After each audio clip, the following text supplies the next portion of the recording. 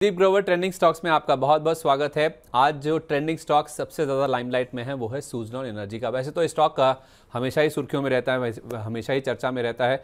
ज़बरदस्त एक्शन इस स्टॉक में बनता हुआ दिखा, एक मल्टी बैगर स्टॉक है। लेकिन आज लाइमलाइट में आने की वजह यह है कि हर कोई ये जानना चाहता है कि जो गिरावट हुई है, क्या ये गिरावट खरीदारी करने का मौका है, क्योंकि बहुत सारे लोग काफ़ी समय से इसमें गिरावट का इंतजार कर रहे थे और आज उनके मन में सवाल आ रहा है कि क्या गिरावट में अब इस स्टॉक में खरीदारी शुरू कर देनी चाहिए या फिर और इंतजार करना चाहिए। इसी सवाल का जवाब देने की कोशिश करते हैं। पहले देखिए स्टॉक में कितनी गिरावट हुई है, जो कि ये जो सवाल हैं फिर से उठने लगे हैं कि क्या इसमें अब खरीदारी कर लेनी चाहिए। देखिए शेयर में आज हमने देखा है 4.5% तक की गिरावट बनती हुई दिखी है। इंटरडे में हमने देखा शेयर ये 76 रुपये के आसपास तक भी जाता हुआ दिखा था और पिछले 5 दिन से आप देखिए इनफैक्ट इसमें गिरावट ही देखने को मिली है। 6-7% के आसपास की गिरावट हो चुकी है।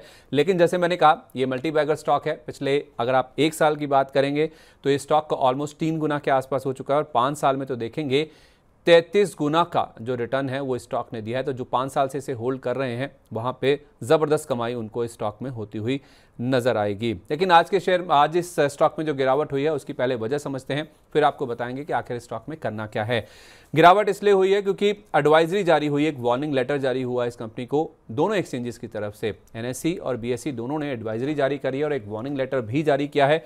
क्यों जारी किया है? क्योंकि जो LODR में जो नॉन कंप्लायंस है उसकी वजह से इस लेटर को कंपनी को जारी किया गया है। हुआ क्या था, पहले आपको LODR बताते हैं क्या होता है। लिस्टिंग ऑब्लिगेशंस एंड डिस्क्लोजर, यानी कि कोई भी जो लिस्टेड कंपनी होती है उसको समय समय पर एक्सचेंजेस को ये जानकारी देनी होती है कि कंपनी में क्या हो रहा है, क्या नए अपडेट्स हैं और कुछ भी अगर बड़ी घटना होती है तो उसके बारे में जानकारी देनी होती है। अब बड़ी घटना क्या हुई थी जून में, आप देखिए इस कंपनी के जो इंडिपेंडेंट डायरेक्टर हैं मार्क डेसाडिलियर, उन्होंने अपने पद से इस्तीफा दे दिया था और उसको रिपोर्ट करने में कंपनी को इसका जो डिस्क्लोजर देना था उसको देने में कंपनी से थोड़ी सी यहाँ पे चूक होती हुई नजर आई थी और कंपनी का जो डिस्क्लोजर था इसको लेकर वो ट्रांसपेरेंट नहीं था, उसमें पारदर्शिता नहीं थी।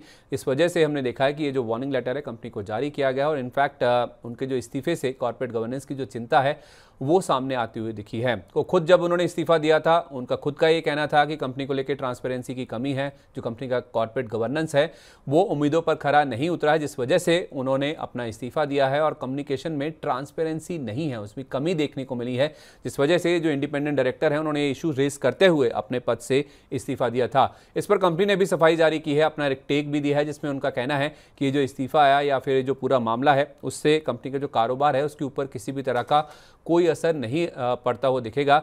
मान ली बात कि कारोबार के ऊपर कोई असर नहीं देखने को मिलेगा, लेकिन हाँ जो कॉर्पोरेट गवर्नेंस है, जब भी किसी कंपनी के साथ भी ये वर्ड जुड़ता है सेंटिमेंट वाइज जो असर है वो ज़रूर देखने को मिलता है। और सुज़लोन जैसी कंपनियां जो कि मल्टी बैगर है, जो कि हाल फिलहाल बहुत ज़्यादा चल चुकी हैं, अगर उसमें कोई इंडिपेंडेंट डायरेक्टर ये हवाला देकर अपने पद से इस्तीफा देता है कि कॉर्पोरेट गवर्नेंस को लेकर दिक्कतें हैं, उसमें कमी है, ट्रांसपेरेंसी की कमी है, तो जाहिर सी बात है फिर बाजार उसे काफ़ी ज़्यादा सीरियसली लेगा। वैसे भी बाजार आज कमज़ोर है तो उसका इम्पैक्ट भी देखने को मिला, जिस वजह से हम देख रहे हैं शेयर करीब 4-4.5% के आसपास टूटता हुआ दिखा है। 86 रुपये के आसपास का हाई है, आज शेयर 76 रुपये के आसपास आ गए। तो 10 रुपये के आसपास की गिरावट देकर हर किसी के मन में सवाल आ रहा है कि क्या इस स्टॉक में अब खरीदारी करनी चाहिए, मौका बन गया है क्या, वो आपको बताते हैं। लेकिन जरा इस कंपनी का कारोबार समझिएगा, आखिर ये कंपनी मल्टी बैगर क्यों बनी है। थोड़ा पहले इसके कारोबार से आपको इस चीज़ का अंदाजा लगेगा। ये कंपनी अगर आप देखेंगे तो रिन्यूएबल एनर्जी, खासतौर पे विंड पावर प्रोजेक्ट्स बनाती है और दुनिया की दिग्गज कंपनियों में से एक है। अगर आप रिन्यूएबल एनर्जी की बात करेंगे, इस कंपनी के पास करीब करीब 21 गीगावाट की जो विंड एनर्जी कैपेसिटी है, यानी कि 21,000 मेगावाट की जो विंड एनर्जी कैपेसिटी वो इस कंपनी के पास है। इससे आप समझ सकते हैं कि कितना स्केल है इस कंपनी के पास। और मार्केट शेयर वाइज भी देखेंगे तो इंडिया में ऑलमोस्ट 1/3 मार्केट शेयर इनके पास है, 32% का मार्केट शेयर ये होल्ड करते हैं।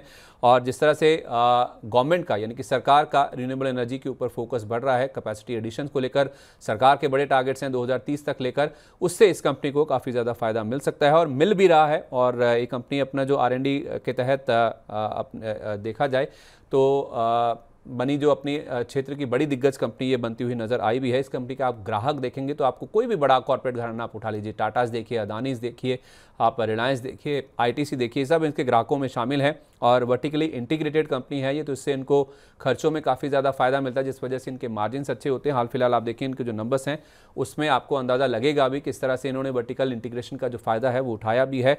और आप ऑर्डर बुक देखिए कितनी स्ट्रांग है, पिछली 5 तिमाही में इनकी ऑर्डर बुक ऑलमोस्ट 6 टाइम्स हो चुकी है।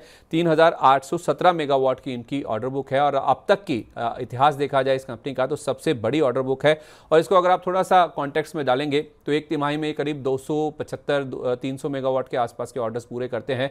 ऑन एन एवरेज अगर आप एक्स्ट्रापोलेट करेंगे तो साल में करीब 1000 मेगावाट के आसपास के ऑर्डर अगर ये पूरा करते हैं और अभी इनके पास 3,817 मेगावाट की अगर ऑर्डर बुक है तो करीब 3.5 या 4 साल की ऑर्डर बुक के ऊपर ऑलरेडी ये कंपनी बैठी हुई, यानी कि अगले 4 साल के जो रेवेन्यूज हैं वो कंपनी के अभी से ही आपको विजिबल नजर आएंगे। रेवेन्यू विजिबिलिटी बहुत ही स्ट्रांग है, जिस वजह से हमने देखा है कि इस कंपनी में ज़बरदस्त एक्शन बनता हुआ नजर आया भी है। लेकिन जो